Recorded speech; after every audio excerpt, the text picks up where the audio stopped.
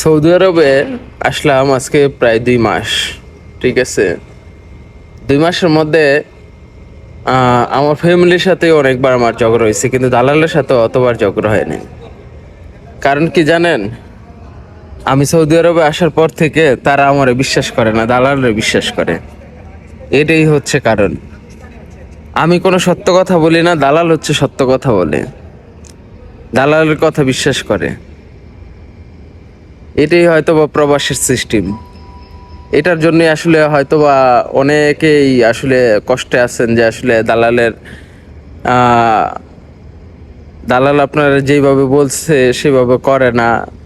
সেটি আপনি ফ্যামিলির সাথে আলোচনা করেন, বাট আপনাকে বিশ্বাস করে না, কিন্তু দালালকে বিশ্বাস করে। এমন কার কার সাথে ঘটেছে অবশ্যই একটু কমেন্ট করে জানাবেন। যেমনটা আমার সাথে ঘটেছে, আমাকে বিশ্বাস করে না, দালালকে বিশ্বাস করে। হ্যাঁ, এটাই বাস্তব।